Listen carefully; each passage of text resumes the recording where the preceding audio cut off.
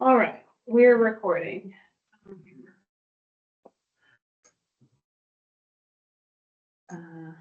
Sorry, I'm just looking for the. Can everybody hear us okay? Just a thumbs up or nod would be great. Okay, thanks. Great. So it is Monday, April 14th, 2025. This is a meeting of the Land Use Review Board. I am calling it to order. I am Janet Hurley, the chair. And to my right, Alex Weinhagen, board member. to my left, Sarah Had, board member. on screen is Brooke Present, Brooke Dingledy. and Kirsten. Kirsten Sultan present. Do we have any updates to the agenda from any board members? Any staff updates? Staff? All right. Moving right along, do we have any public that would like to make comments? It looks like not yet, unless Charlie, do you have any comments for non-agenda items?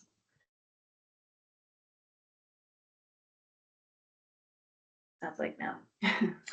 All right, so let's move on to consent agenda. Review and approval of the March 31st, April 3rd, and April 7th meeting minutes.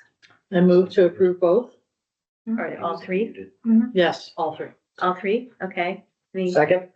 Okay, and do we have any discussion on those three sets of minutes?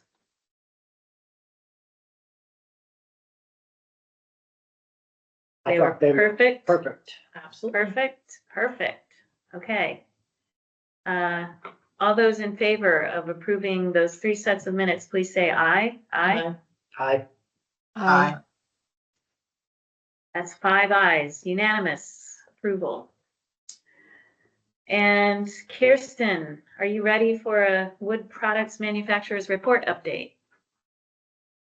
Sure. So the file review has been completed and the agenda has been developed. I have sent materials out to FPR to review, kind of to provide an initial review of the agenda flow and the file review information, and also for them to bring back to us an updated copy of the compilation of the survey results, which has been provided as a draft.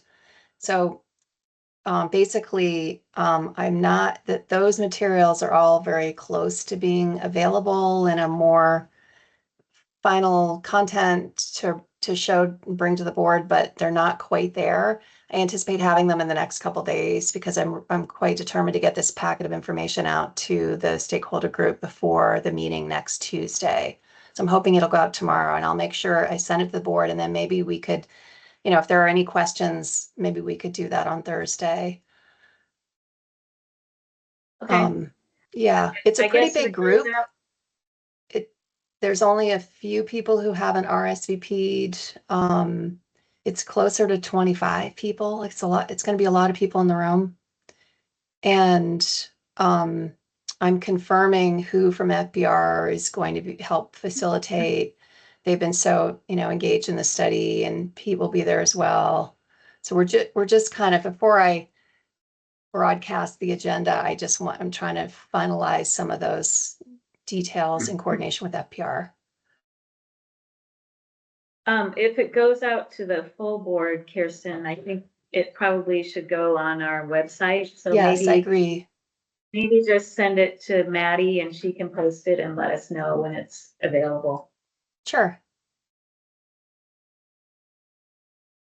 Yeah, and Brooke, I see. Brooke, yeah, Go ahead. Brooke has. I've drawn Brooke into this. She agreed to help co-facilitate the meeting.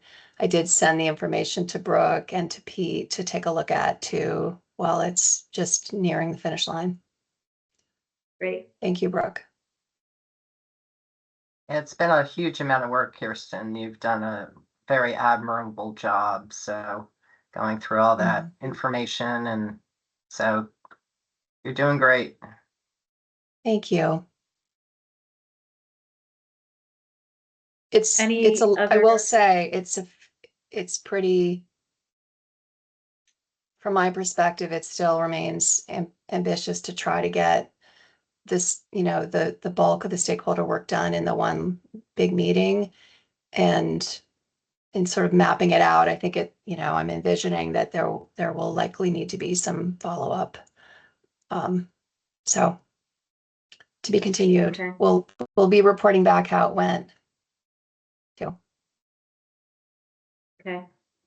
Since we are ahead of schedule here, I just want to ask if there are any public comments on non-agenda items before we move on.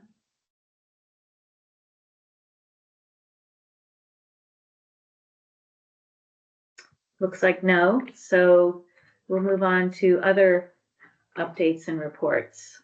Alex, do you want to start? Sure. So on the tier 3 rulemaking effort, we have a first stakeholder meeting, or as Rebecca would prefer, I call it the first meeting of the tier 3 working group next Wednesday on the 23rd. So like Kirsten, I'm preparing to send out a packet with, a meeting agenda and such to the stakeholders probably Wednesday of this week. And just waiting on the overview of the 6 required resources that be considered in statute that the Agency of Natural Resources was working on. And hopefully we'll have that by Wednesday so it can go out with the packet. Brooke is also helping facilitate that meeting. So 2 meetings in a row for assistant facilitation. Brooke, thank you. And we'll be in Montpelier, 10 to noon. I think that's it. Okay. Sarah? Tier 1A, I had conversations toward the end of last week with Historic Preservation, Agency of Natural Resources, and our legal staff. I'm waiting for some additional input from Agency of Natural Resources. Hope to get a more finalized draft out by Thursday to share out in advance of the meeting on the 21st. Okay, and Brooke? So on the stakeholders, meetings for the appeals study, all invitations have gone out. I'm getting many responses. And we'll follow up with folks that we have not heard from this week. If I don't get anything back, maybe by tomorrow or Wednesday. In terms of preparation for those meetings, I am developing the agendas, and we'll get those to Maddie as soon as possible so that we can get that information posted on the website, communicate with the stakeholders so that they understand the focus of the various meetings and the prompt questions that we want our facilitators to present to stimulate the discussion on those specific topics, if possible. And I appreciate so much Rachel arranging for an additional date for a 5th stakeholder meeting, because the numbers are significant and we may have to talk with folks and ask them to maybe attend only 2 of them, maybe not all 4. But that last one that we scheduled, which is sort of the comparison of the court model to the board model, seems to be the most popular. So I really appreciate our staff finding another location. Rachel's been wonderful in that regard. So kudos to her. And thank goodness that Alex has organized me on this, because all of these tasks, making sure we're ready for folks and they're well prepared to engage. He's been really wonderful, and Sarah as well. And Kirsten's has been assisting with the A&R process, talking with them about things. So I feel like we're in pretty good shape. There's a ton of work ahead to make sure we're fully prepared, but I feel like it's in hand. So Thank you. And I'm gonna forego a report since we're going to be spending an hour talking about my my project. Could we circle back to mine for one? Yes, of course. Okay, so I forgot to ask a question. In addition to the tier 3 stakeholder meetings, which I've plugged each of the board members in, except for Kirsten, to help co-facilitate, there are currently 2 scheduled public engagement sessions for the tier 3 work. And Janet agreed to co-facilitate on the one that will be in Rutland in July, later in July. But the first public engagement meeting is in Essex on May 22nd. These are hybrid meetings, but in any case, that's where the in-person portion will be. So I'm trolling for a board member who might like to come to Essex on May 22nd in the evening, or potentially participate remotely and sort of help co-facilitate that way, not actually in the room, but via Teams. I'm available Would to you help be- right now, yes. Okay, In the next week, we're transitioning to spring sports, my household, so for evenings, let me just confirm that. and Okay. then, right now, what time are you starting? 6. 6. Yep. Thanks, Sarah. Get back to me if that doesn't work. That'd be great. That'll fill in so that there's at least one other board member there to be not doing much, but listening and taking some notes while I, try to help draw people out. And then the last thing I was going to say is, since Kirsten and myself and Brooke are all coordinating these stakeholder meetings, I was looking back at some of what Carla told us at the meeting that I was absent for, and I'm blanking on the pronunciation of her last name. Ramundi? Ramundi, yes. Yes. So I was looking through some of her materials, and one of the suggestions in one of their documents was make sure you ask at these stakeholder meetings who is not there that we should be talking to. And so I think it's easy to get caught up in the moment of the 20 people in the room and making sure you're getting all of their input. But I would encourage us all to ask that question in that meeting, because those people might know much better than us who's not in the room, who we missed, that we should be reaching out to separately. That's a good question. Thank you, Alex. Brooke, Just want to mention, Alex, I could do the 22nd of May also if Sarah's not available, or so I can be a backup on that date in the evening for Okay, Essex. we'll plan on Sarah, and you can be the backup if necessary. Thanks, bro. and Kirsten. Well, yeah, I was gonna make the same offer, but it sounds like you've got it covered. And by the way, I'm feeling a little remiss that I'm not there in the room with you. I guess I missed It was last minute. yeah. 2 of us, Next, I was gonna be here. I asked Alex if he wanted to come, and then Sarah showed up. I'll catch you all next time. Yeah. And I did want to ask if there are any questions from the public on our various updates that we just gave before moving on.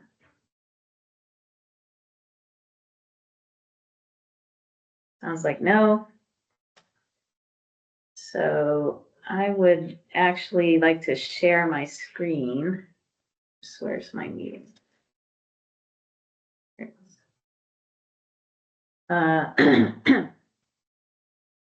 So we're going to continue talking about the regional plan review process. And this, and I'm putting the second part of my memorandum on the matter on screen. A version of this was shared earlier. I made some changes that are highlighted here, but let's just start working through this. This part of the memo focuses on the regional plan map, or the future land use maps, and the tier 1B requests in particular. So along with the regional plan applications, we will be getting future land use map applications and tier 1B requests. We may get them all together, especially in the beginning here, but these may also come to us separately. So because of the complexity of all of this, it made sense to break it up into 2 separate memorandums.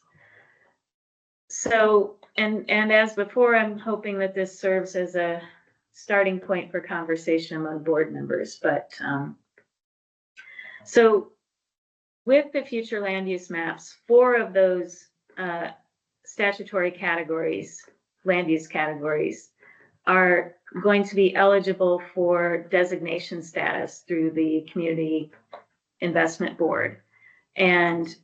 But it is up to the LURB to approve those boundaries before they go to the Community Investment Board and before the board establishes the steps for those areas. There are, as I said, there are 4 of the future land use map categories that are eligible. They are downtown centers, village centers, land growth areas, and village areas. And the downtown and village centers will be eligible for the center designation. The planned growth areas and village areas will be eligible for the neighborhood designation. And in terms of Act 250 status, these areas will be eligible for Tier 1B and some for Tier 1A status.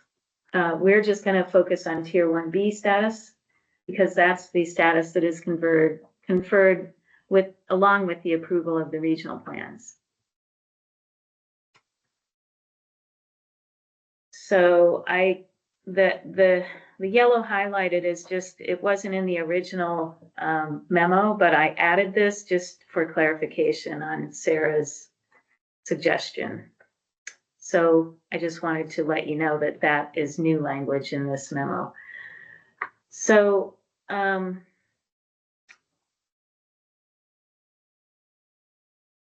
most of these centers have already been designated through the state designation program. But where they are not, they will need to be linked to existing centers with pedestrian linkages. And that is another point that I added here.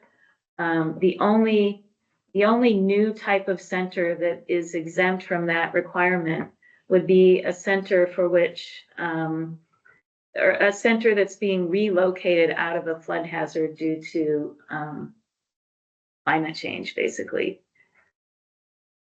But otherwise, any additions to centers need to be connected to existing centers.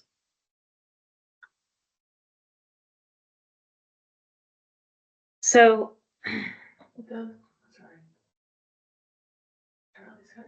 oh, Charlie, go ahead while I orient myself here on the page. Yeah, This is Charlie Baker, thank you. CRPC. Yeah, from Chittenden County RPC and our state association in general. Thank you, Chair Hurley. One broad question, what's the process going to be and the timeline for finalizing these? Sorry, I'm just trying to work backwards a little bit because I think that we do have some significant comments to make. Definitely concerned with that new center language.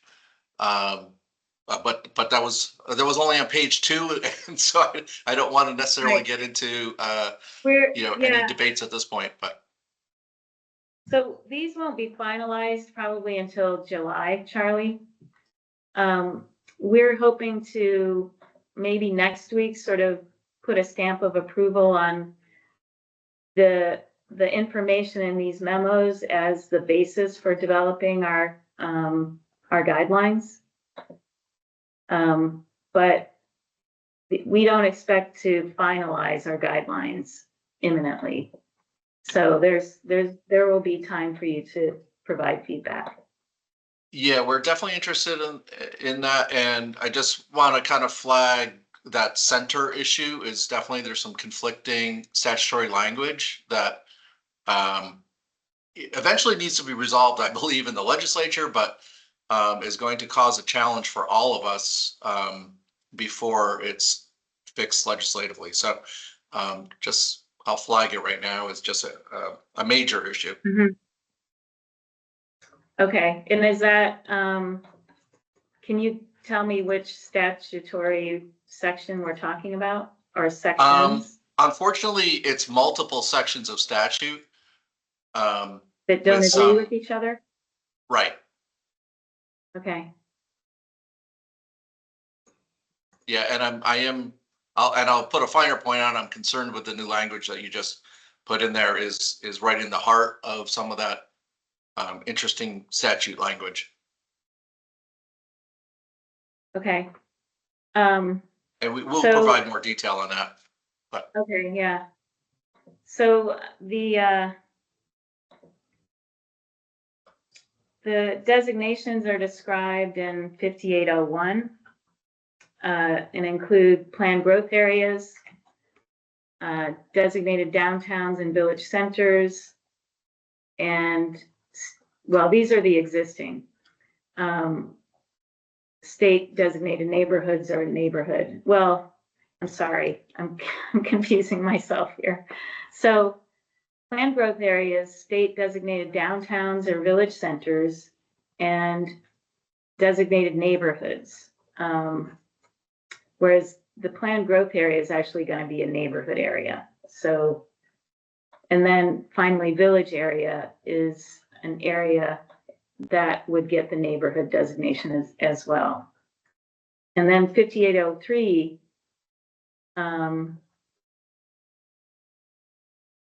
establishes the designations, and we, as the LURB, will approve them via the map, and then the municipalities that get that approved future land use map category can then go to the Community Investment Board for the STEP programming that they will do. The Community Investment Board and DHCD will provide the LURB with review during the review process. Will provide us with comments, that is.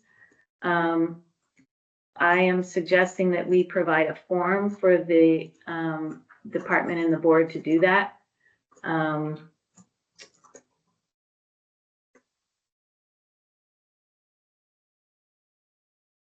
And the same for the neighborhoods. So 5408 then tells us that what the characteristics of these centers should be.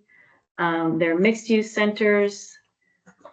They include downtowns, villages, and new town centers previously designated. They are the traditional and historic centers within our municipalities. They're not, planned growth areas have water or wastewater, but village centers are not required to have public water, wastewater, zoning, or subdivision regulations. The idea is that any municipality should have the ability to designate a village center. Planned growth areas, those those will be in our more resourced municipalities. They exhibit more characteristics for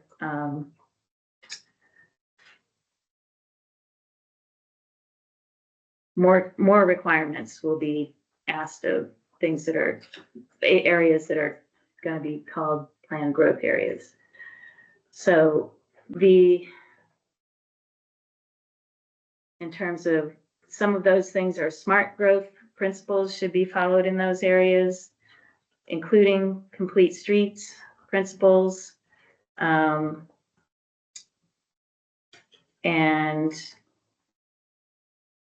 let's see, it's the last bit here. Future land use map areas eligible for designation benefits include areas within the Regional Planning Commission's member municipalities that are eligible to receive benefits as centers and neighborhoods when the future land use map is approved.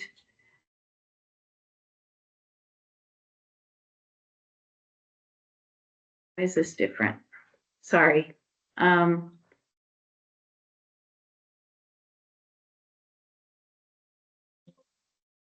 okay, this is just reiterating that previously designated areas will be eligible for the new programming. So again, we're talking about future land use map areas, 4 of them: downtown centers, village centers, and planned growth areas and village areas. And again, the centers will be termed centers by the Community Investment Board, and the planned growth areas and village areas that we approve will be eligible for the neighborhood benefits. Those are all eventually going to be the steps, correct? The steps are determined by the CIB. And we don't really need to concern ourselves with them. But yes, each of those designations will be eligible for step 1, 2, and 3 benefits through the CIB programming. So the regional plan checklist developed by the RPCs can help us in evaluating these areas on the map. There is a section in the checklist that describes the areas. And so that'll be part of what we get with the application. And then I've got a list of 13 other considerations that we may need to see with our applications. So designated downtowns, village centers, and new town centers already designated, those are going to be available in a list on the ACCD website. So we can confirm those that are existing from existing information on the ACCD website. Maps of the previous designation boundaries, perhaps overlaid with the proposed new boundaries, should be provided to us. Secondly, for proposed downtowns, village centers not previously designated, we will want to see a narrative description of how the areas that are being proposed meet the statutory requirements for each of those well, I don't want to call them designations. Each of those future land use map area categories. So also for expansions, we will need to see, we will need to evaluate that they meet the appropriate standards. So we'll need to see information for those areas that provides that information. Each municipality seeking a neighborhood designation should be shown to have an adopted plan and confirmed planning process. That will be easy because those determinations are made routinely by the regional planning commissions, and they will have a letter of confirmation from the regional planning commission to that effect. So we can ask that that be provided. Each municipality seeking the neighborhood designations has to have both zoning and subdivision bylaws. We could use the 10-acre municipality status list for that, for some of those municipalities, but not all of those municipalities are 10-acre or are 1-acre towns, because some of them have opted to remain 10-acre. So in those cases, we could go to the municipal planning data centers we talked about previously, to determine whether those municipalities have both zoning and subdivision. So if a proposed tier 1B area includes flood hazard areas or river corridors, only those areas that are suitable for infill, as we've discussed previously, can be eligible for the tier 1B status. And we discussed this a little bit, when we talked about tier 1A, but one source of evidence we could look for is the ERAF status for those municipalities. Municipalities have a higher reimbursement rate if they have both flood hazard and river corridor bylaws, for example. And that is a list that's maintained by Vermont Emergency Management. So at some point, we might want to coordinate, or not coordinate, but ask them how they. So there are different agencies that adds that list. Yeah. And so I think the ask is of A&R to see how, because I think we're looking. A&R told us this morning that they aren't involved in that list. Okay. So. Yeah, That would I be think best. per the conversation we had during the tier 1A discussions, I need to know more about ERAF to know if there's any level of confidence in Right. that list being accurate for our purposes. Right now, I'm a little leery about using it, even though it'd be nice to use a pre-existing list. So, yeah, a little more research would be helpful. And if ERAF is not fully suitable, then yeah, we just need to figure out a different way. Yeah, and I think it means reaching out to Vermont Emergency Management and finding out more about how that status, the ERAF status, is maintained in Biden. So, oops, just lost me. So, planned growth areas must be served by public water or wastewater. Village areas the same. And if village areas are not served by wastewater, then they must have soils that are adequate for wastewater disposal. And we talked about this earlier, and these we could require that the on-site sewage disposal ratings information is submitted for the areas that would be proposed village areas that don't have wastewater. And the class 1, 2, or 3 soil ratings would indicate that there is that there is soil adequate for wastewater disposal in those areas.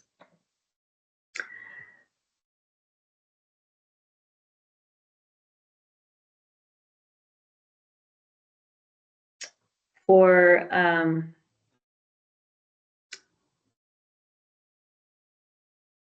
again, for proposed planned growth areas, many of those areas will be already designated, and those are on the ACCD website. We should confirm that the boundaries correspond, but then we will also have planned growth areas that are either extending past or not previously designated. And the same thing, I would think that we would want to see perhaps a narrative description with some visual depictions of the developed assets in those areas to confirm that the required standards are met.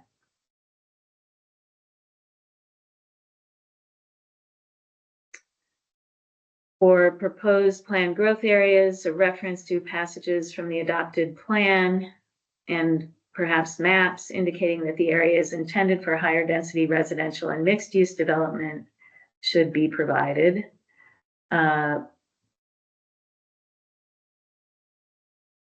Again, proposed planned growth areas and proposed new areas eligible for designation must be shown to be within walking distance. We could ask for maps and visual depictions that show that that criterion is met.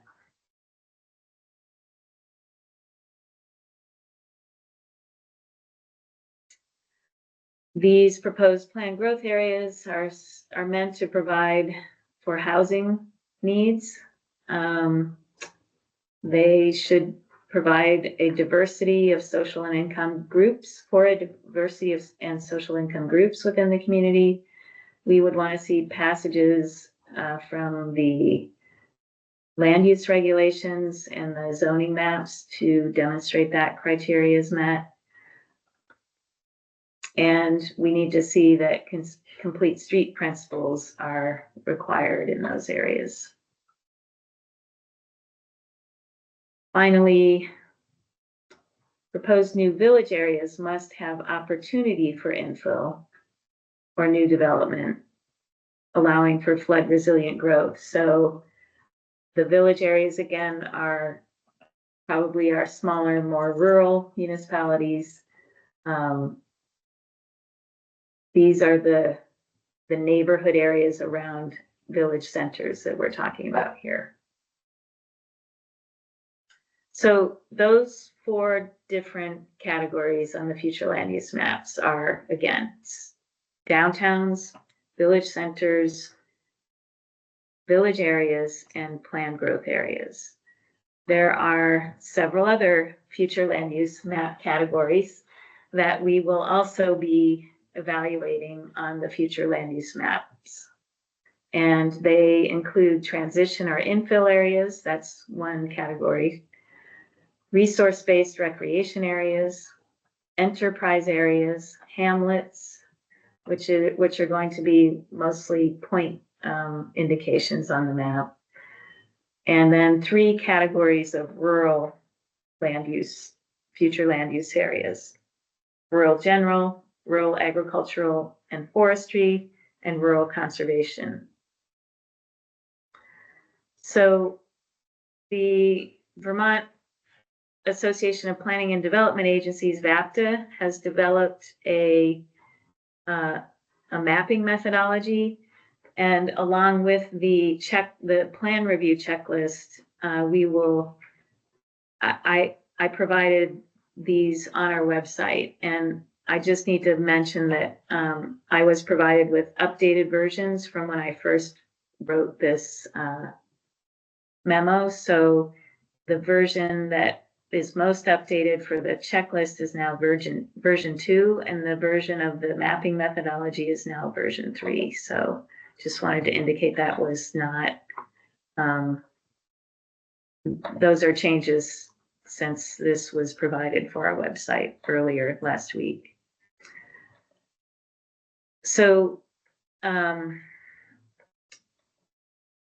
we're going to be reviewing these, and I would think that in that 60-day preliminary review of the regional plans or the future land use maps, if it's just a map that's coming to us, that we would want to indicate if there were areas that we didn't feel met the statutory descriptions of the future land use categories, so that the RPC could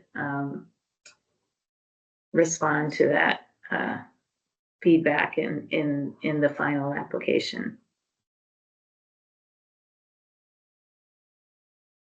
And the last thing that we need to evaluate is whether these maps, but also the plans in general, are compatible with those of adjacent regions or abutting regions.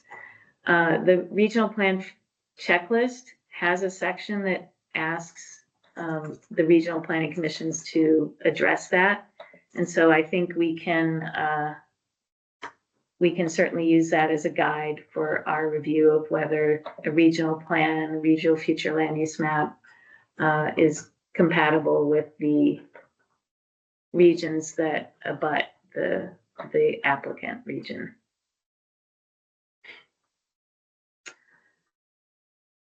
So from the map,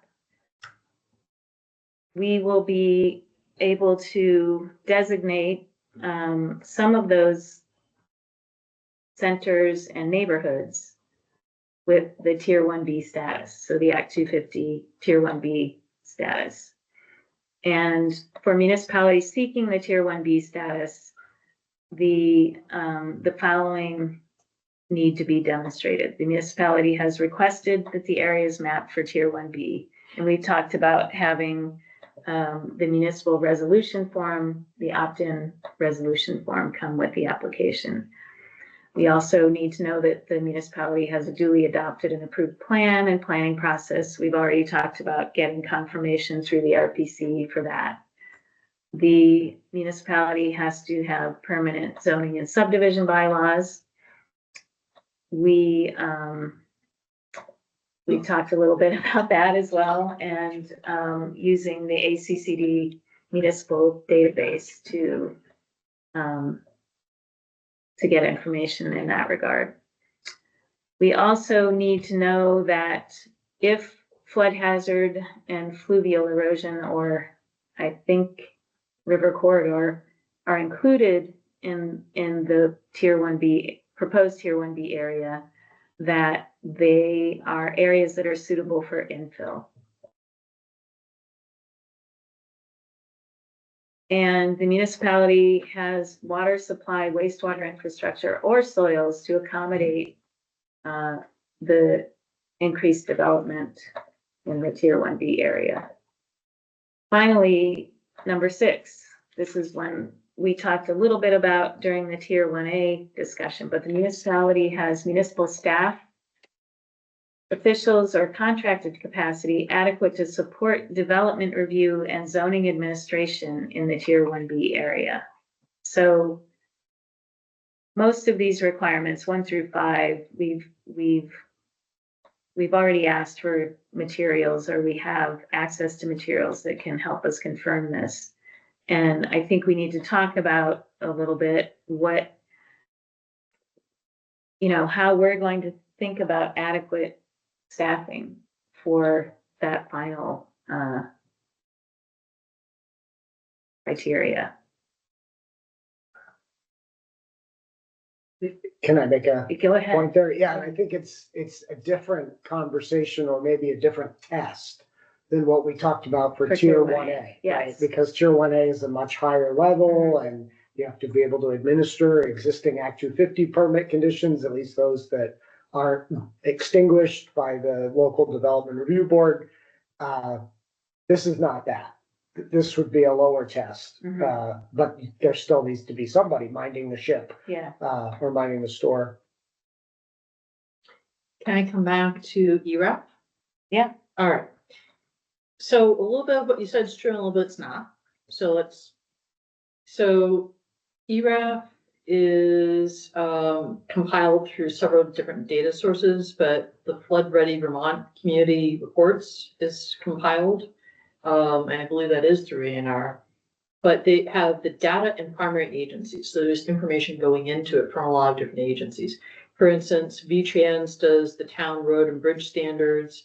VEMS, Vermont Emergency Management, does local hazard mitigation plan. River corridors is ANR data. So it's compiled from different agencies. There's a very good process in place for if you see something that's not correct, going either through one of those agencies or Regional Planning Commission and getting the information corrected.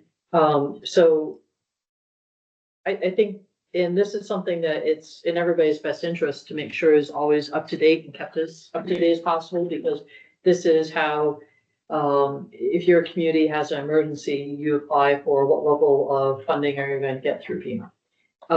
So it's not perfect, but it's the existing list.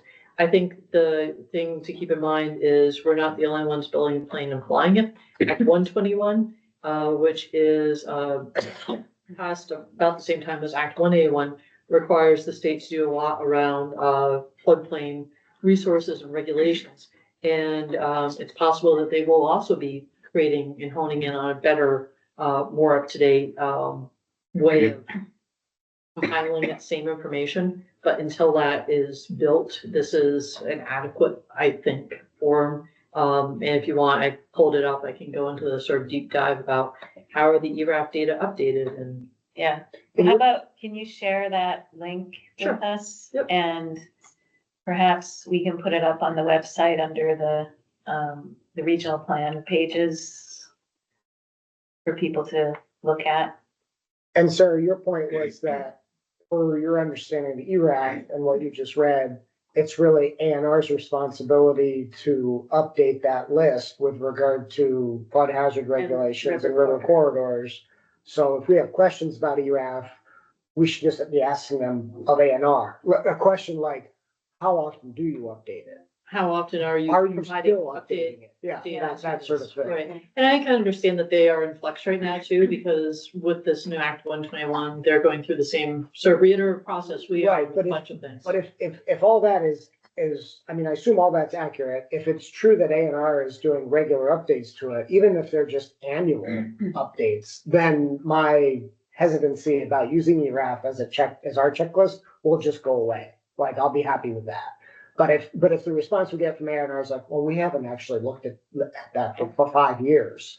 And, you know, we're waiting until 2029 until we do the, you know, this Act 121 business before we sort of wade into municipal regs again, then I'd be less, you know, thinking that ERAF is maybe not the. And I would be surprised by that, given the propensity of need to Right. use ERAF that we've had over the Yeah, past few summers, exactly. unfortunately. with the flooding. The flooding events, is you had flagged this earlier, is that something you could check on with our ANR I partner? sort of already posed that question to them. So they're just getting back to you then? As I said, I'm anticipating more information midweek. Okay, good enough.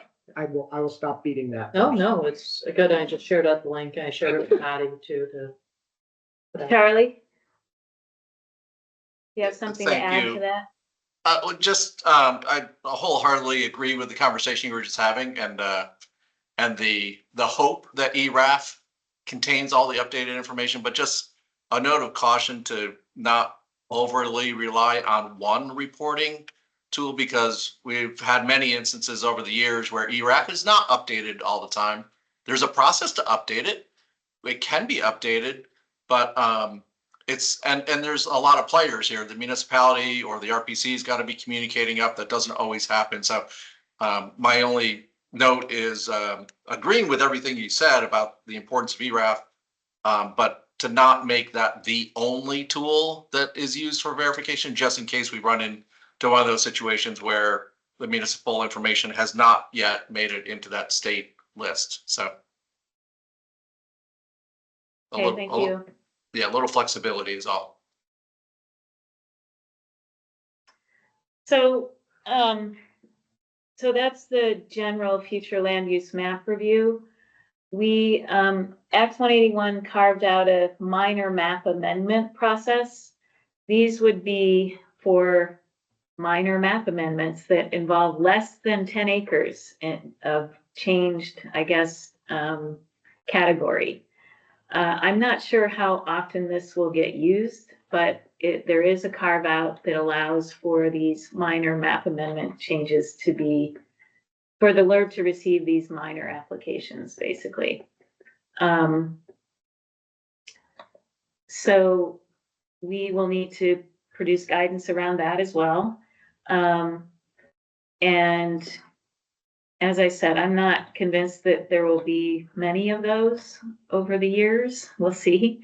I think what's going to happen is that there will be more map changes in the interim period between an 8-year life of a regional plan that will involve more than 10 acres, and maybe nothing else changes in the plan, but that we'll start seeing a lot of map changes that don't fit this minor map amendment carve out because it's so tiny. So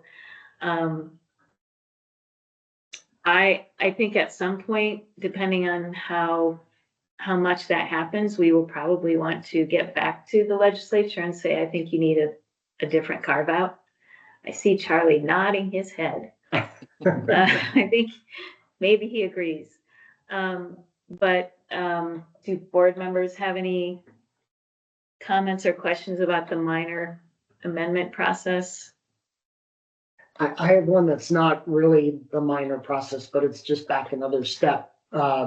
So with regard to planned growth areas, the BAPTA protocol made it pretty clear at one point that the word generally is used to describe the smart growth principles for planned growth areas, and that they anticipate there will probably be some instances when an area that wants to be a planned growth area does not meet all of those principles. And they're sort of hoping that the word generally can be used to provide some flexibility on that front. So I just want us to understand BAPTA's take on it, and what the statute actually says and how we want to interpret that. Because I know there were some communities that had issues with the old designation programs. And it seems like it would be a shame to repeat any lack of flexibility from the old days when we are creating the new days. And the statute gives us some flexibility on that front. Well, and the other thing is that there may be regulations in place for when new development does occur that Right. requires these smart growth and complete street principles. But, you know, these are long established centers or neighborhoods that may not meet those in you know, currently. Right, the But existing condition is not what The we would like yeah, to the see, existing condition, but the regulations for the future Right, are in the will, place. will show it And so transitioning into that. there is a plan for things to transform. And so, yeah. Charlie? Sorry, Al just raised a new issue I wasn't going to comment on, but if I can comment on that. Secondly, but firstly, the minor map amendment, Janet, thanks for bringing that up. Yeah, if we have one parcel, less than 10 acres, great, we have a process. But we're already knowing that there are going to be changing dynamics that would call for updating these maps beyond 10 acres and more frequently than 8 years for sure. You know, what if a town is getting ready and they adopt, you know, subdivision bylaws 6 months after you approve this plan? Like, and now they qualify to be, you know, a 1B town or something like. So anyway, just, I think more than anything to say at this point is just, thank you for flagging that issue, and we totally agree with you. And I think we'll be working on some statutory language for the 26th session to try to deal with those other situations. And hopefully something less than a 6-month approval process, you know, for something like that. And then secondly, to Alex's point, totally agree. The generally smart growth, you know, I can't remember how many smart growth criteria there are. I think there's 10 or something like that. You know, I think one of the things as we were talking about this in committee in the legislature was, you know, they're generally meeting smart growth, but you know, is it 9 out of 10? Is it 7 out of 10? Like, you know, they're there, but they haven't achieved perfection. And we can say that about a lot of places, I think. So I think that would be a little, interpretation challenge maybe about, you know, how detailed you want to get there, and let us know if we can help get there. And one other, sorry, a third comment you didn't ask for. I was gonna or try to raise my hand briefly. We are a little concerned about, and I think maybe this is part of the point Alex was just making about repeating some of the sins of the past in the designation program, about, you know, the level of depth of detail for every designation area. And are we essentially doing a designation application or for every single municipality? Because that was not what I understood the intent to be. Was, no, this is going to get done at one time through the regional plan map. Even some of the terminology in this memo, I noticed that it said municipality seeking is, you may need to kind of think about that. Like, it's really the Regional Planning Commission bringing forth this to get designation for multiple towns at once. So it's very much a different mindset. Like, we're kind of wrapping our heads around that too, of like, you were kind of getting multiple designations at one time, not doing individual applications. So anyway, just we're all kind of chewing on this as we go through it. Yeah, Thank you. Charlie, thanks for pointing that out, municipalities seeking. Though they do need to opt in, so they are seeking the tier 1B status. Right. But the statutes seem fairly clear that if it's an area that's not already designated, if we're proposing expanding those boundaries,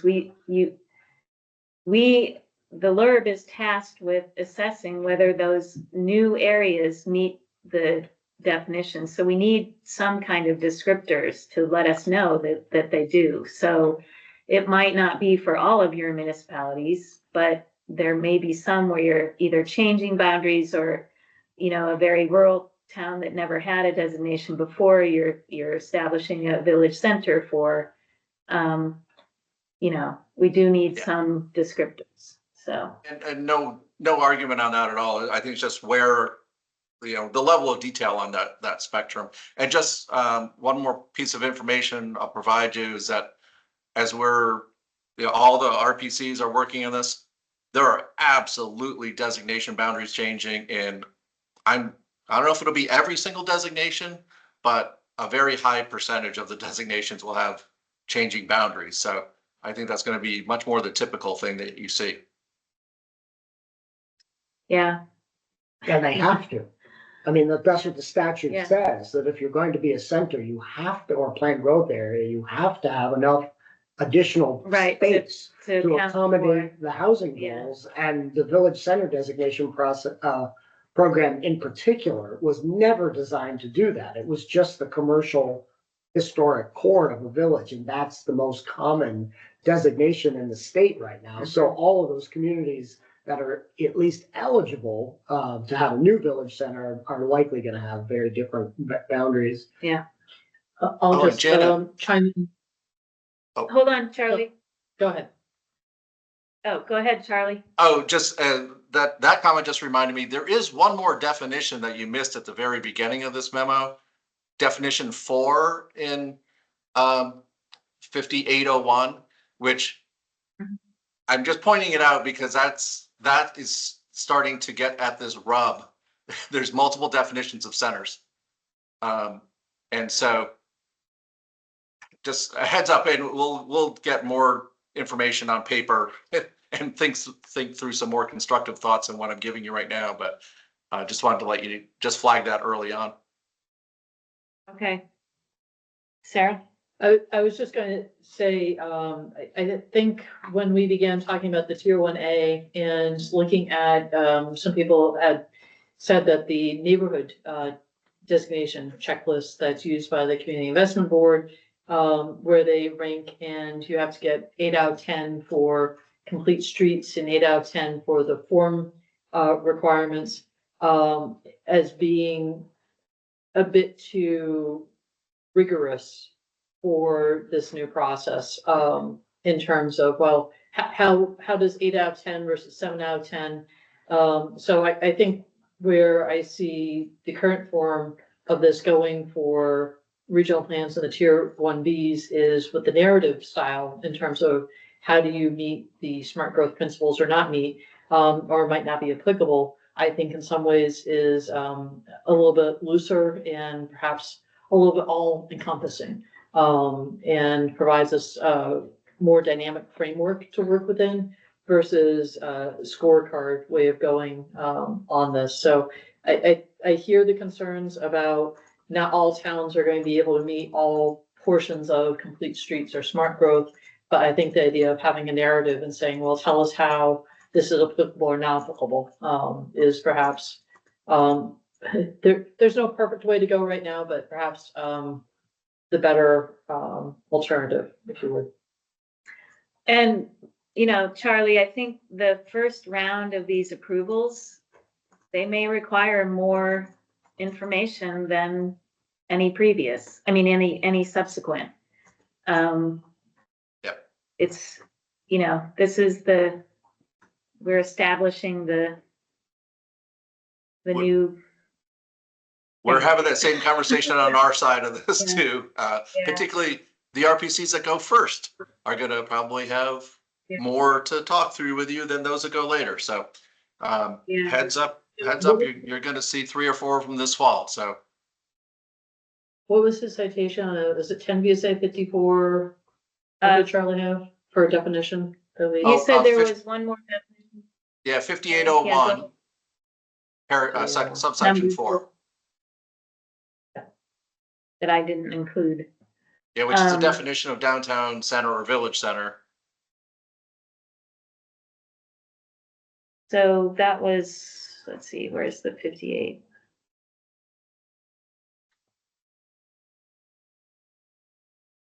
It was 5804? The one. 5801, the definition section there. Okay. Yeah, It's right above, right at the top of the screen of page 2.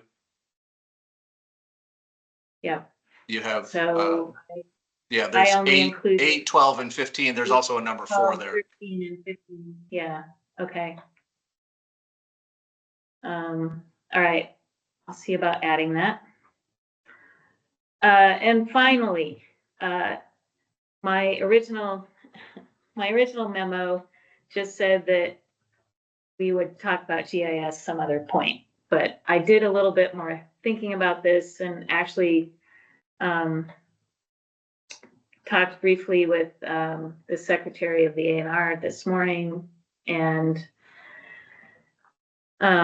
we talked with our information officer recently about GIS data and how we're going to what's going to be required once we approve these maps. So I think what will happen is that the RPCs will submit their spatial data to VCGI, and the agencies that need that data for their programming or their atlases will get it from there,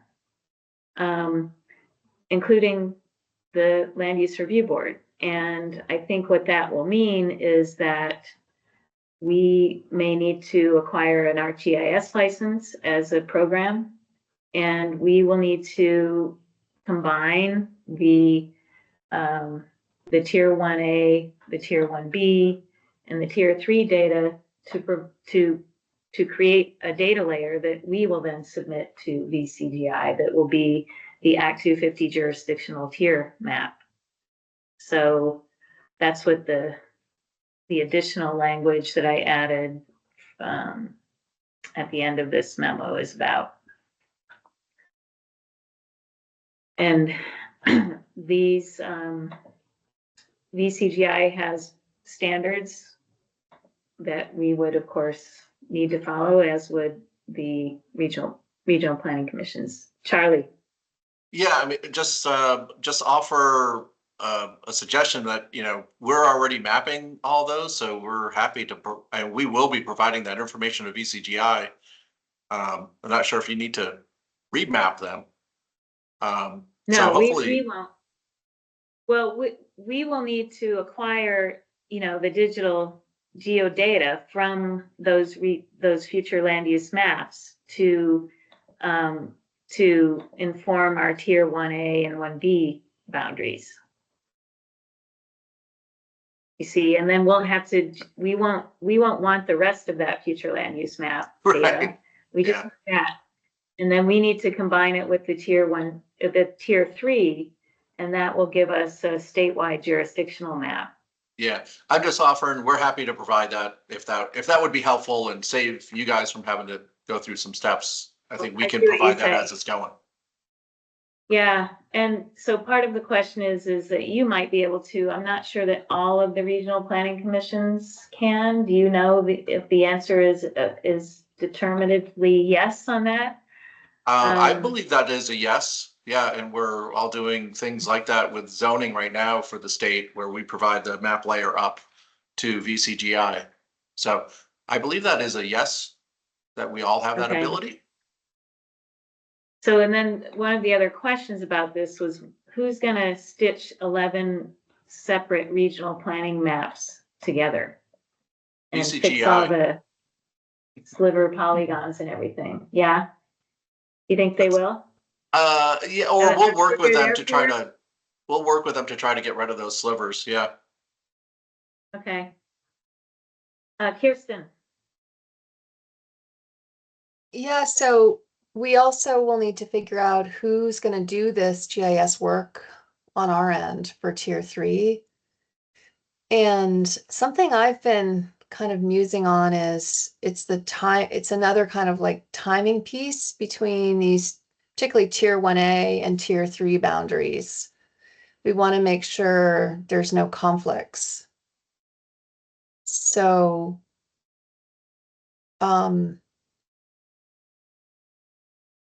guess we'll have to see how the timing goes. Like,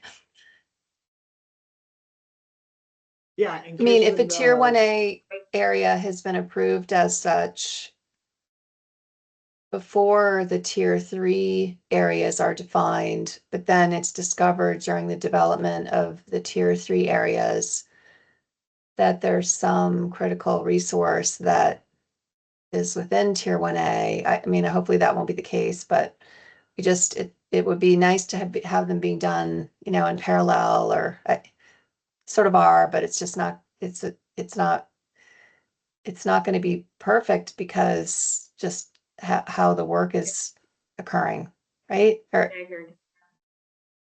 Yeah, Christian, this is Alex. I think we are doing it at the same time to a large degree, but there will definitely be the potential for gaps. And just like the regional plans can't be expected to get approved next year and then wait 8 years and assume that everything will be fine for 8 years, especially in this first go at it.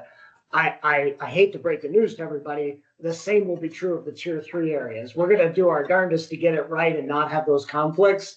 And I guarantee you we'll be reopening the rules on tier 3 within a year or two after adopting them, just to do fine tuning and the like. So I think it'll be iterative, but I do think that because we're doing these at similar times, that we can try to avoid as much of the contradictions as possible between tier 1 and tier 3 to the extent that there are any. And I also would say that based on my understanding to date, we don't have GIS software or skills in-house. So we rely on ADS to provide those services to us on a contract basis. And that's what they're doing now with the help of our ANR partners with regard to tier 3. So I fully anticipate that it will be ANR and ADS, but we'll be paying for it.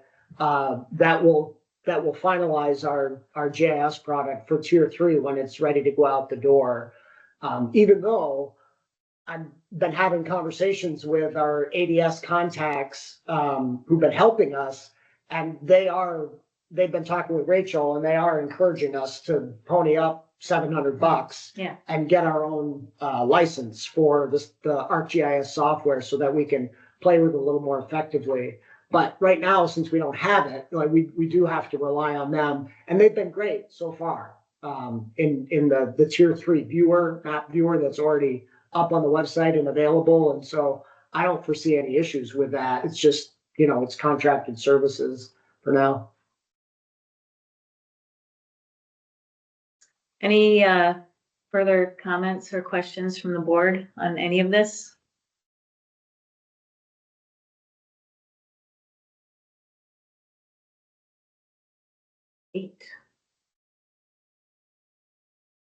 Any comments from the public?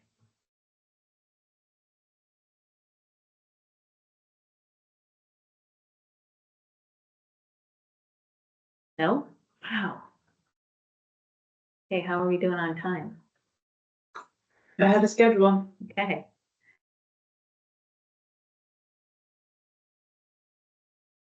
Just gonna save this and exit. Oh, so I could have stopped sharing first. Sorry. Oh, Kirsten, go ahead. yeah, so in terms of the areas that have water and sewer, how is that service area do the VAPT, call them standards, methodology, establish how far from that infrastructure a, property would be considered to have connectivity to that municipal infrastructure? Yeah, the mapping methodology does, and I don't recall what the distance that they settled on. Do you, Charlie? Or actually, I can call it up. It was, Yeah. And there was also, there's also some planned for language, so there is kind of the, within there, the notion that a community could be planning to expand water or wastewater infrastructure. So, yeah, I'm not sure there's going to be a hard cut and dried number. I think it's pretty situational. Well, yeah, so under the tier 1A, we started to have a discussion about for the planned for option, but it looks like under the tier 1B, it's a requirement. Like it's a feature of that area, but so it doesn't appear to have that planned for option in the statute. But that was just a quick, Is that planned for language also in the planned growth area? Because that's going to be where 1B is.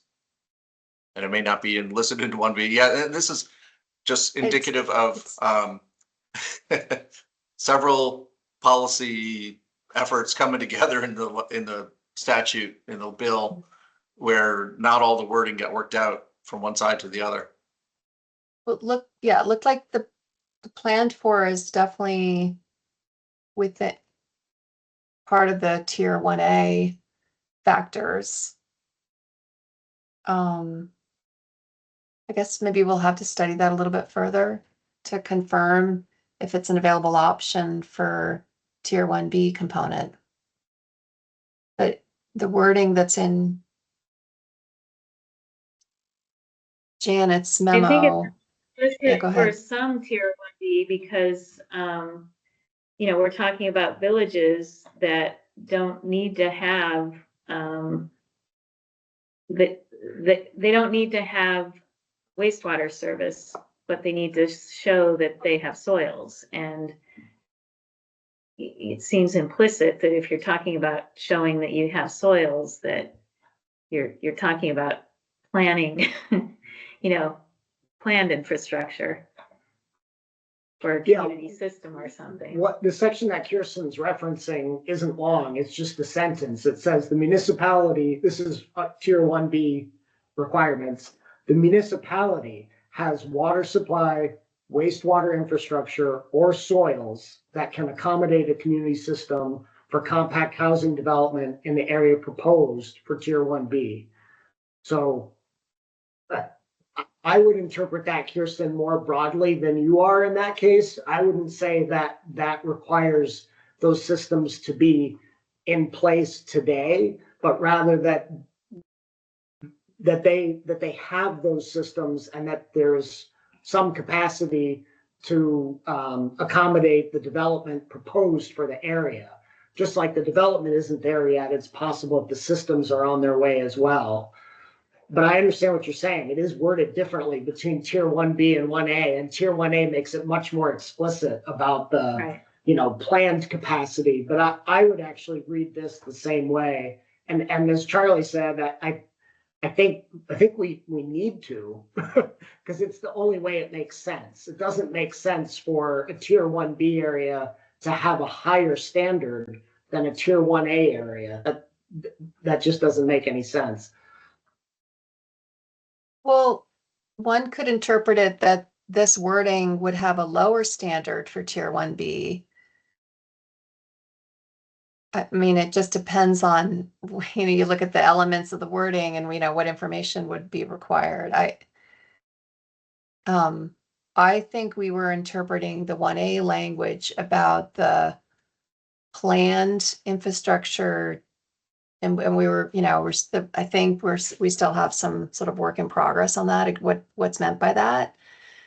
At what stage of infrastructure development does a municipality have to be with its project for us to interpret that that's planned for purpose of tier 1A planning or mapping? So I hear what you're saying, Alex. I understand that.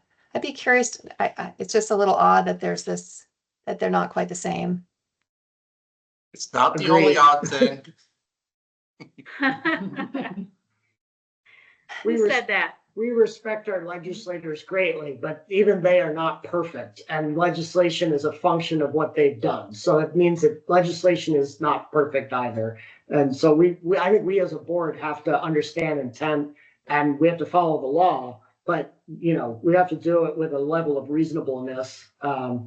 So for me, that I would be looking at these very similarly, tier 1A, tier 1B, in terms of the presence of water supply, wastewater infrastructure, or soils. So the planned growth area mapping methodology says verify the areas served by public water or wastewater by mapping service areas if information is available. If mapped service areas are not available, then confirm the extent of known service and include areas where expansion of service or extension of a connection line is generally feasible. And then it says in parentheses, within 1,000 feet, ? In parentheses. So without encouraging linear strip development. So, you know, that's what the methodology says currently. There is no specific answer.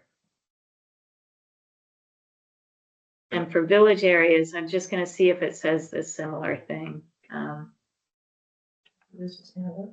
I just, Charlie, go ahead. just to bring us out of statute world and into what's actually happening. You know, I think the notion of, you know, I don't think we have a lot of new areas to this issue, like trying to get new water and wastewater systems. This is really going to be at the margins, you know, like, oh, we have a sewer line that ends, you know, at the edge of our town or our village center, maybe I should say. And there's a manhole it could get hooked into by the adjoining property. You know, that's what I've been seeing so far as we've all been talking about our maps. Like it's that at the edge, like where's the edge? Does it include that next parcel or not? And different towns, frankly, Act 47 left that somewhat in the hands, well, largely in the hands of the municipalities to figure out what is our service area. And so a lot of those conversations are still happening within the towns, and hopefully it gets clearer over time. But, you know, the state has never had maps of service areas for water or wastewater. So we're kind of breaking creating new maps as we go along here. And I hope as a practical matter, I can't imagine any municipality seeking tier 1A that hasn't long had water and sewer and a pretty well-defined sewer service area or water service area. The tier 1B is where we'll have more, you know, more seems to be moving from what I can tell, or evolving. But I hope tier 1A is very straightforward for you folks. That's knock on wood. Yeah. Thanks, So for everyone. village areas, I'll just follow up for village areas, Kirsten. Determine if the area is served by either public water or wastewater by mapping service areas, if information is available. If mapped service areas are not available, then confirm the extent of known service and include areas where expansion of a connection line is generally feasible without encouraging linear strip development. So.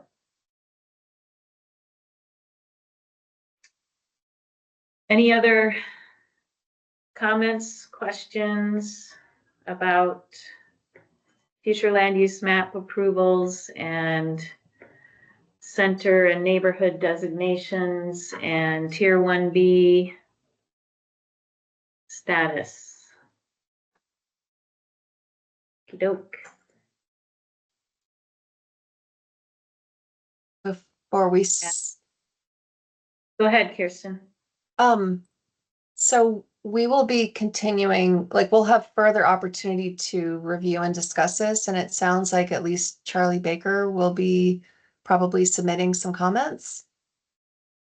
The Yeah, we were RPCs, talking about, the RPCs will be submitting comments. I'm sorry, Madam Chair. Okay, yes, and we will be discussing this on Thursday and on Monday. This coming. And then, as I explained to Charlie earlier, we aren't proposing to finalize guidelines until summer sometime. So, yes, But this is the basis. this is the So basis. the guidelines are gonna spring The- from this, yeah. these discussions, Discussions and then will we'll lead to- we'll be able to look at the guidelines once they're Yeah, firmed up in the summer. yeah, yeah, so. Okay, let's move on to the next item on the agenda, which is operations, budget, and legislative updates. Got Happy to got take anything the for floor us, for a Pete moment. Gill? Sure. Okay. Yeah, just a couple, legislative updates and budget are sort of entwined at the moment. So that's the main focus over the legislature for us is the budget. As it relates to, personnel, or staffing positions, I should say. And so right now, the, Senate has, the appropriations bill, the big bill, and it is in a period of markup. We've had, conversations with, senators about the absence of our request for those positions in the budget. As of last Friday, they were discussing that to key members, and we're hoping that there will be some movement on that because that is an important piece of our legislative agenda this session. But yeah, like I said, it's not in there right now, so that's not great news. But we are taking actions where we can. So can I ask a question? Yeah, So we've left it largely to you and Janet to be the voice of the board in the legislature. But time is running short or shorter as the session draws closer, it's May. And the big bill is always the last one, right? Or not the last one, but it's the one that matters and then adjournment sort of happens based on that.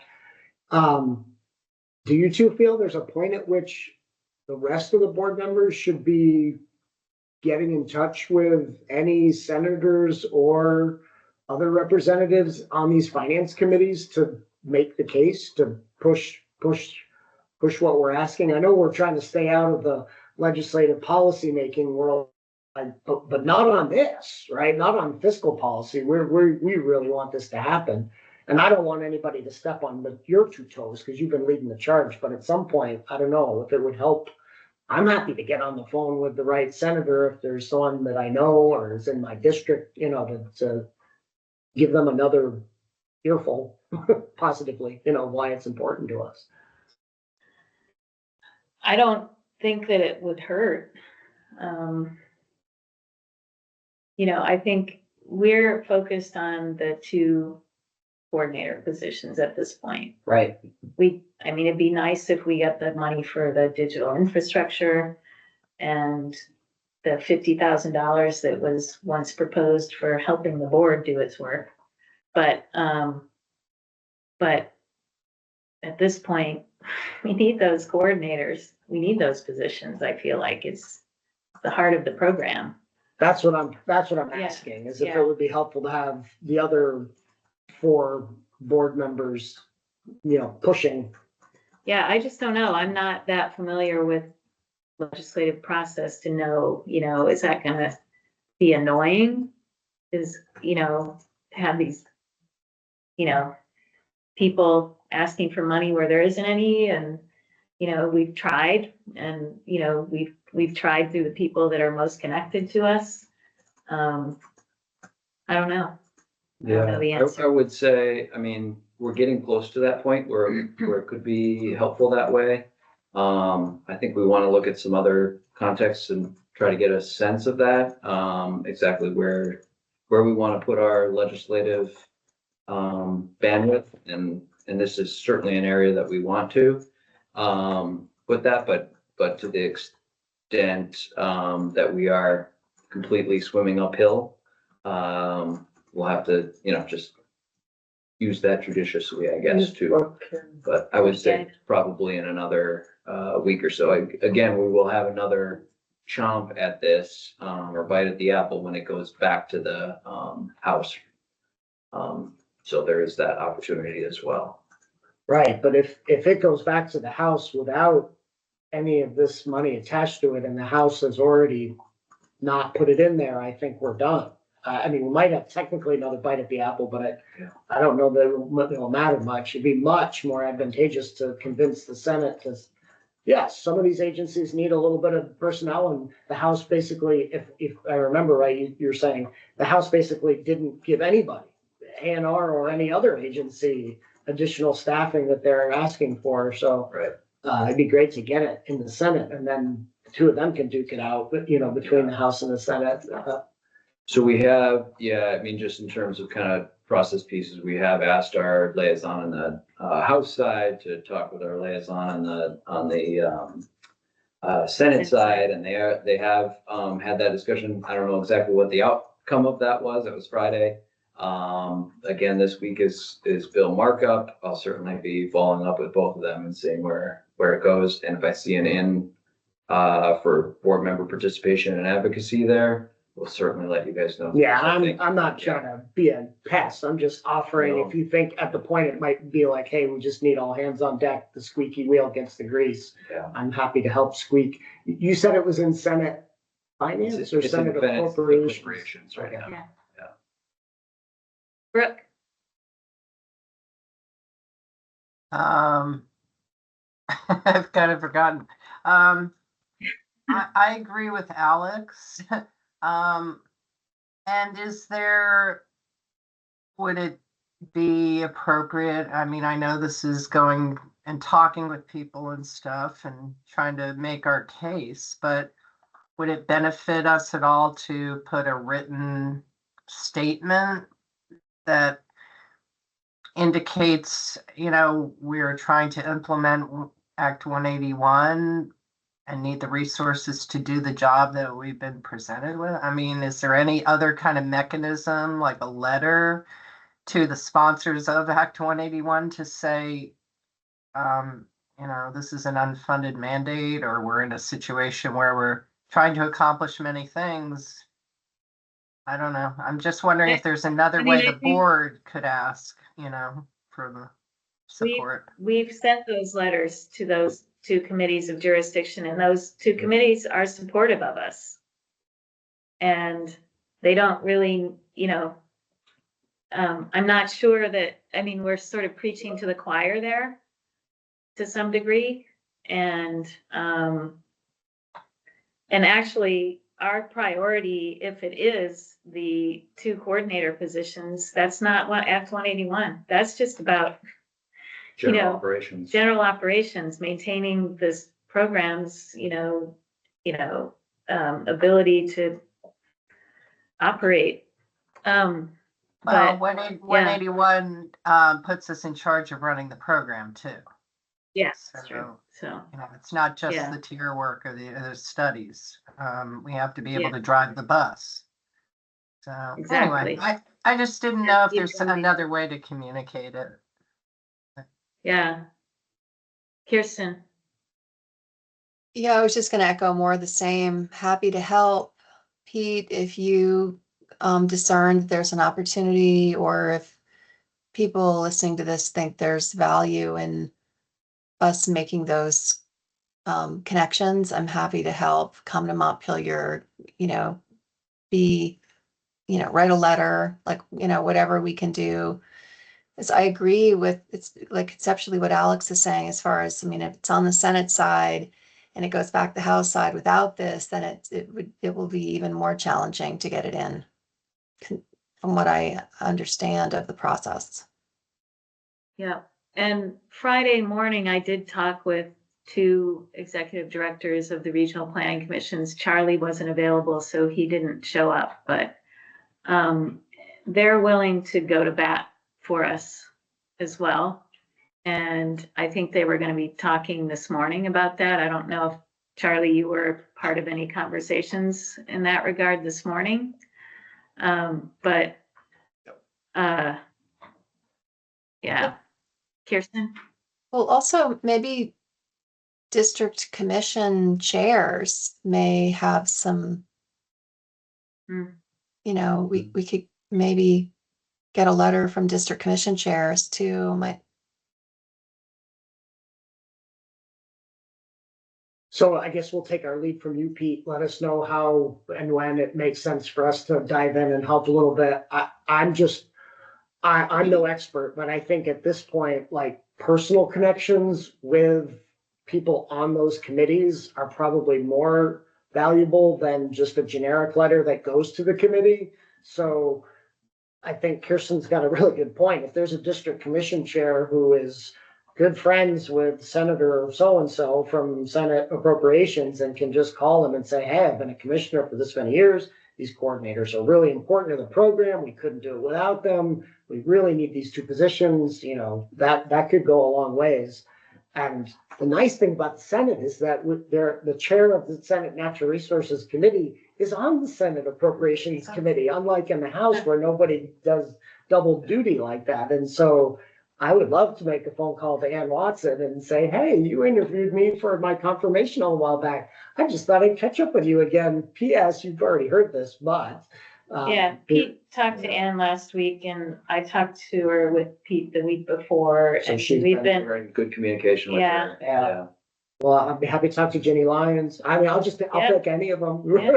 Yeah. But I'll wait for you to tell me. No, I appreciate that. Yeah, and no, we are working pretty hard on this and doing the best we can on it. And we'll let you know in ways that you can help. Thank you. Kirsten. so not to belabor this whole topic, but I had heard some time ago from Senator Beck about my own confirmation, but haven't heard further. And I could reach back out to him and also loop in the topic of the two coordinator positions. It's a little messy to kind of commingle, but it all has to do with our program.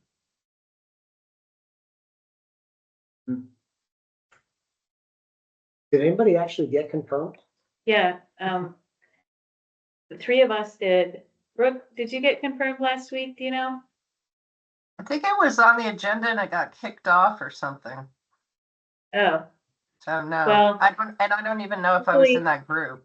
So I'm not aware of it. Well, it's news to me that I am, so. oh, yeah, you're confirmed and you're confirmed. Okay, news to me too. Yeah. It seems to be kind of random. And How they is it do a- it. We did ask Ann Watson about that, chair of natural resources in the Senate, and she did say it was a little bit random in terms of it's happening, but she didn't see any concerns about Yeah, process overall, yeah. for whatever comfort that gives anyone. Does it, I'm just curious, does it just happen at the committee level? Somehow the committee is I think charged with voting on will- that, or do they- they just make a recommendation to the They- full Senate? Yeah, the so Senate, each of yeah. us has a sponsor and then a whole bunch of names come before the whole Senate at once. And your sponsor will answer any questions if there are any questions on a particular person. Gotcha. So I just know that Seth wanted my resume one day. And that was the day that my name went before. The full And he Senate. just wanted that in case anybody had any questions. Gotcha. So, and I know he sponsored you too, Brooke, or he is, and he asked for your resume, right? Yeah, he interviewed me and said he'd be putting it through. And that it was probably pro forma because he was satisfied, I guess, Yeah. with my interview. Yeah, so, And I think it goes in batches because it's not, Yeah. it's many different boards, like Secretary of State has a ton of boards. it's so I our think- commissions too, Yeah. yeah. So maybe Kirsten should reach back out and just to be sure she's not forgotten in the rush of everything that's going on. Because you already have somebody who emailed you, right, Kirsten? How long ago, Kirsten, was that? I'd have to check my emails, but probably a couple of weeks ago anyhow. And I replied and said, happy to connect, but didn't hear further. Yeah, Yeah. I mean, not worried about it, but if I don't get confirmed, Well, we do want to, I think we do want to make sure that it gets done, before the legislature leaves for the summer. So. yeah. sure. Pete, can Yeah, you I'll- check and see if anybody was confirmed last week? Yeah, I will Okay. look. Yeah, in terms of the end of the session, there's words that it might be sort of a repeating session as it was in COVID where it Oh, no. kept coming back. So we'll see how it all ends out here. But one last thing I was going to mention on the legislative front, there's S-118, there's the agricultural bill. We did have a conversation. A couple of the senators had reached out about an idea that they would like to put into this bill involving agricultural event permits. So there's language currently in that bill that's talking about full exemptions for agricultural events. As you'll remember, that was not put into Act 181. This concept sounds like they're looking at directing the LURB to look at an events permit for those types of projects. So we'll see what happens there, but I just wanted to flag it for you all. Operations, just shifting over to that really briefly. We've been continuing to have the hybrid hearings in the districts. A few wrinkles here and there, but generally it seems to be going pretty smoothly. It's a new process. Everybody's getting up to speed on how it works, and it's encouraging to hear the staff wanting to do more of them, participate and help out. They're kind of doing this in a buddy system, coordinators together, and they're wanting to be part of those so that they get more practice, essentially in the real world there. So that's good. And then we're looking at kind of the availability of staff for your various projects. That seems to be going pretty well. We're going to look at that at the leadership team this tomorrow, actually. Again, so it's showing up pretty well. Okay, anything else from anybody on operations, budget, and legislative updates? Any comments? From anybody? No. Okay, so next on the agenda is discussion and possible action on appeals, enforcement, and attorney-client memoranda. Do I have a motion? Do we have a reason to go into executive session to get your advice? We do, okay. Yeah. Well, I'll make the motion then that we enter into executive session to confer with our attorney about pending legal matters, given that premature public knowledge of these matters would place the board at a substantial disadvantage. Do you have a Second, second? Thank you. Is that broad enough to involve personnel matters? No. No, No. so we You- should amend the motion if we have Do you have personnel. personnel matter? If we Okay. could, that would be great. Would you amend your motion? Yes, I will amend the Kindly, motion sir. to also include discussion Kindly, of sir. personnel and staffing matters. Okay, and are you amenable to that, Kirsten? yes, I will Okay. second the amended motion. Okay, And before we go into executive session, are we going to most likely be needing to come out with a decision on a legal matter? In other words, for people sticking around? hear- Yes, at Yeah. least one of the appeals. All right. So So- no one is obligated to stick around, but if you would like to see any actual action we take, we may take some after we come out of executive session. okay, all those in Oh, favor, please say aye. Oh, sorry, Brooke, go ahead. I'm sorry, Jana, and I don't mean to interrupt the vote on it, but did we make sure that if people don't want to hang out, that they made any last comments? I think you did that, but I just wanted to be sure we But I didn't don't leave. think we lost our public. Yeah, Jenna asked for public comments on non-agenda items earlier in the meeting twice, actually, and then has asked for public comments on agenda items all the way through. So I think we're good. Yeah. Great, thank you. Okay, Sorry so- to interrupt. All those in favor of the motion, please say aye. Aye. Aye. Aye. Aye, that's unanimous. We will exit and go into executive session and return when we're done.